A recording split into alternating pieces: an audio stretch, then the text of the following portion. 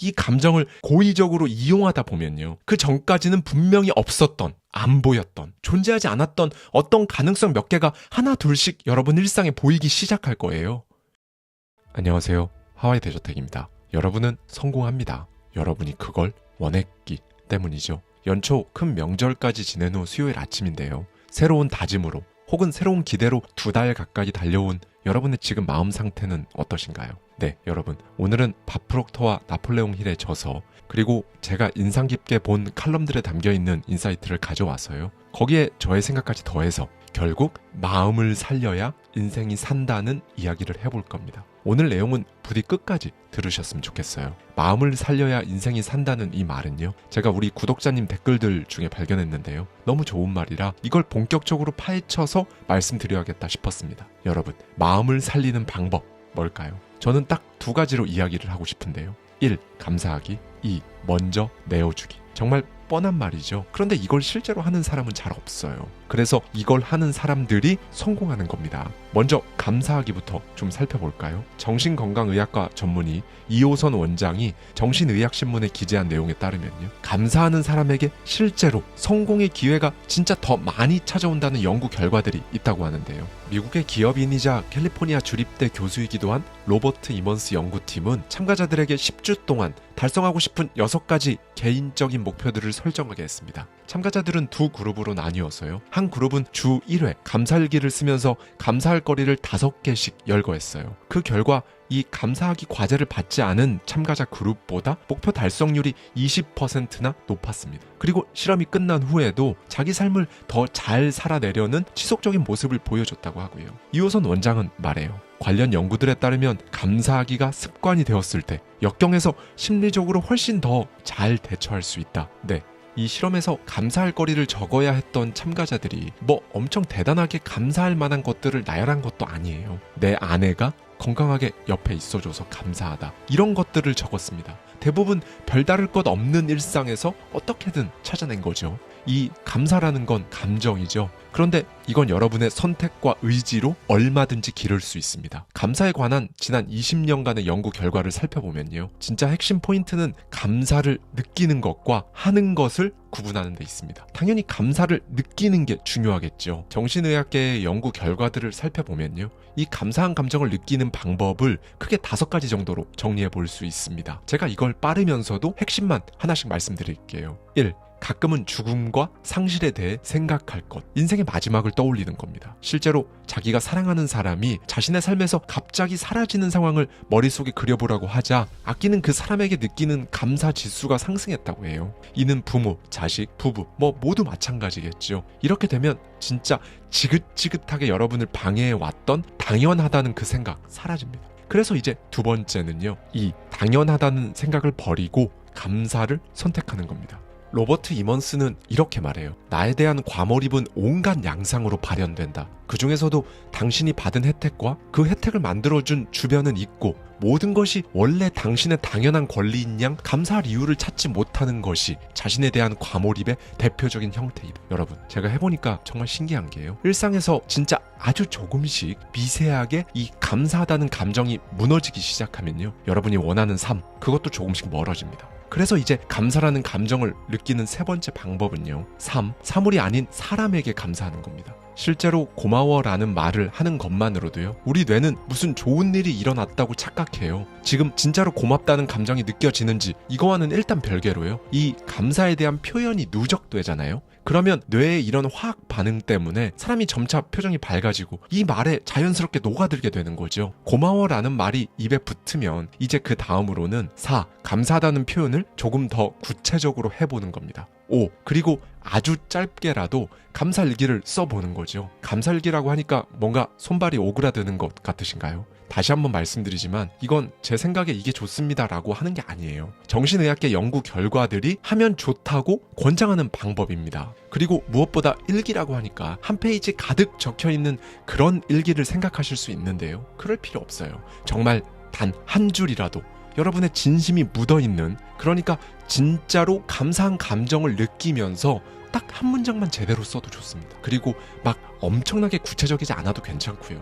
제가 해본 결과 누군가 내 옆에 있어서 감사함, 내가 오늘 지금 이런 생각을 하고 있다는 것 자체에 감사함, 이 정도로만 써도요 효과가 있어요. 진짜 핵심은 24시간 전과 다를 것 없는 당연한 여러분의 일상을요 이제 당연하지 않은 것들로 바꿔내는 거죠. 이걸 계속 조금씩 쓰다 보면 효과가 있습니다. 감사라는 감정에 대한 지난 20년간의 연구 결과들에 따르면요, 일주일에 3회 이상 감사거리를 찾아 플러스 마이너스 5개 정도를 기록하는 것만으로도 여전히 목표도 없고 왜 사는지 몰라도 그 사람은 이걸 하지 않은 사람들 대비해서 하루를 제대로 살아가려는 의지를 보였다는 겁니다. 사람들에게도 더 관대해졌고요. 다시 한번 말씀드리지만 여기서 유의할 점은요, 여러분, 생각으로 끝내는 게 아니라 기록해야 합니다. 아직까지 감사가 습관이 된 분들이 아니라면 이 과정을 꼭 거쳐보셨으면 좋겠어요. 그리고 진짜 어떤 느낌, 감정, 생각들이 드는지, 어떤 변화가 느껴졌는지 댓글로 꼭 남겨주세요.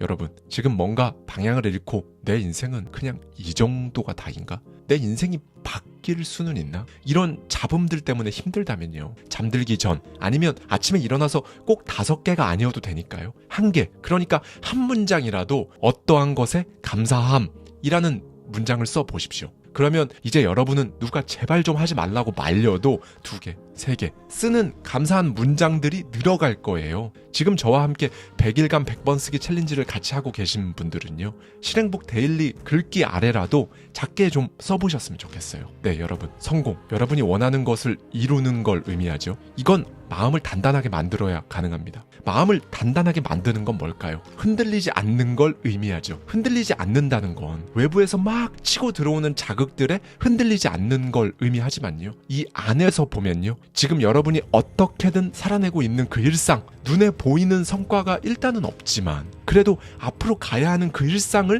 멈추지 않는 것도 흔들리지 않는 겁니다. 그러니까 외부에서 오는 자극, 여러분 내부의 잡음, 이 2가지에 흔들리지 않는 거예요. 그런데 그 중에서도 여러분 내부의 잡음은요, 감사하기, 오직 이 방법으로만 잡아낼 수 있어요. 이 2가지 중에서도 진짜 문제는요, 각자 이 안에서 일어나는 내부의 잡음, 즉 파멸적 독백입니다. 이 파멸적 독백을 없애는 방법은 딱 2개밖에 없어요. 매일매일 새로운 성과가 막 나타나고 새로운 일이 나타나서 매일매일 색다르게 설레는 삶을 살던가 아니면 감사하던가, 이렇게 2가지입니다. 감사하기는 여러분의 그 똑같은 하루를 완전히 다르게 바꿔놓습니다. 지금 이 이야기를 들었을 때조차 진짜 꾸준하게 뻔한 소리를 하는구나 라는 생각이 드는 분들은요, 인생 못 바꿔요. 인생을 바꾼다는 게 장난도 아니고 그렇게 호락호락한 게 아니거든요. 최소한은요, 당장은 뭐 막연하고 확 와닿지는 않는데 그래도 한번 해보자, 이 정도 마음은 들어야 합니다. 감사하기, 이 감정을 고의적으로 이용하다 보면요, 그 전까지는 분명히 없었던, 안 보였던, 존재하지 않았던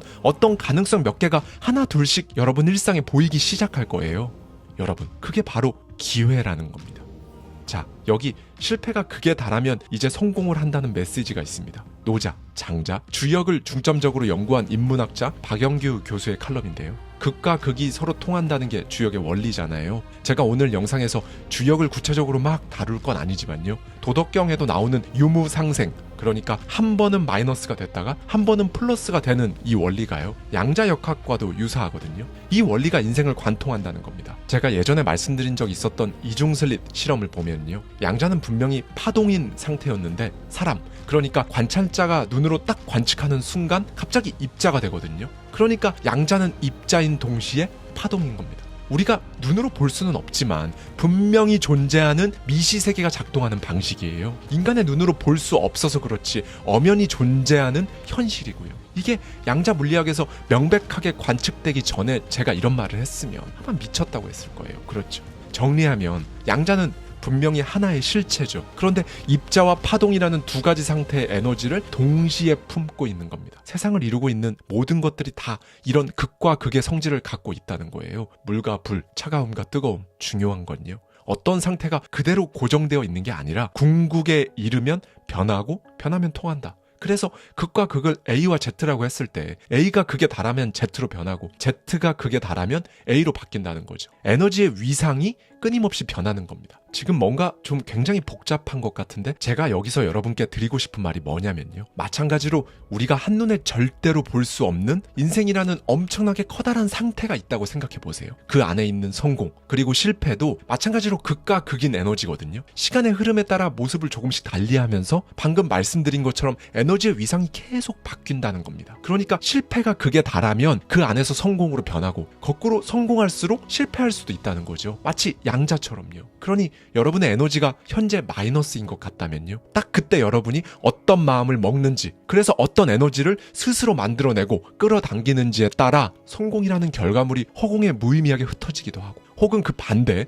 그러니까 성공이란 상태에 전달되어서 유의미한 결과를 만들기도 하는 겁니다. 여기서 막 무작위로 의미 없이 흩뿌려진 일상을 모아서요. 유의미한 결과를 만들어낼 수 있게 접착제 역할을 하는 게 바로 감사하는 마음이고 이게 선행되어야 합니다. 이걸 제가 훨씬 와닿게 말씀드리면요. 감사할 일이 실제로 일어나면 그때 감사할게. 이게 아니라는 거죠. 그건 은행에 가서 나한테 이자를 좀 주면 내가 돈을 맡길게 라고 하는 거랑 똑같거든요. 네, 그러면 여기서 이제 이런 의문이 드실 수 있습니다. 성공이 또 극에 달하면 실패하겠네요 라고요. 이 부분에 대한 제 생각은요. 그렇지 않답니다. 물리적으로 눈에 보이는 성공 뒤에 누가 봐도 안쓰러울 법한 부정적인 상황이 찾아올 순 있는데요. 여러분이 보다 정확히는 여러분의 마음이 그걸 허락하지 않으면요. 그건 실패라고 정의되지 않습니다. 결국에 마음이 단단한 사람은 자신의 고점과 저점을 계속 찍으면서 사는 거거든요. 그런데 그 정고점을 계속 올려간다고 생각해 보세요. 그러면 결국 우상향으로 가는 거예요. 멀리서 보면 우상향인데 가까이서 보면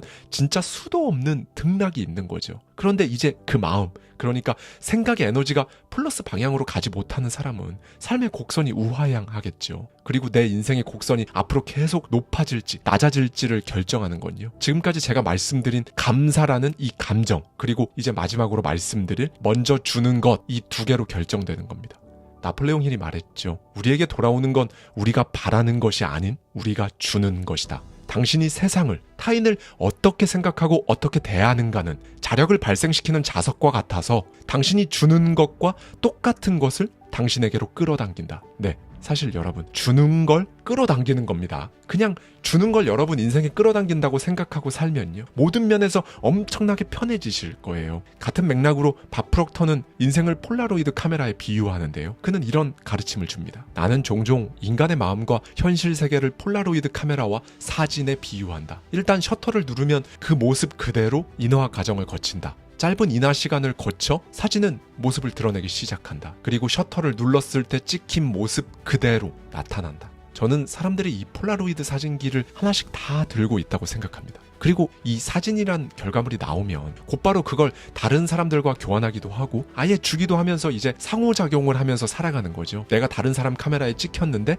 사진이 잘 나왔어요. 그러면 다른 사람들이 나를 계속 찍어주겠죠. 그리고 그 사진들을 나한테 계속 주면, 그리고 그런 사람들이 점점 늘어나면 그게 성공인 거예요. 그런데 누군가 나를 계속 찍으려면요, 내가 찍힐 만한 사람이어야겠죠. 동시에 나도 다른 사람들을 잘 찍어줘야 할 거고요. 이게 바로 먼저 주는 것이라는 말이 지니고 있는 진짜 의미가 아닐까 생각합니다. 그리고 이 먼저 주는 건요, 일단 감사하는 감정에서 촉발되는 거예요. 어렵고 대단한 게 하나도 없죠. 그냥 내 스스로 감사하는 감정, 그 마음을 가져보는 것, 이겁니다.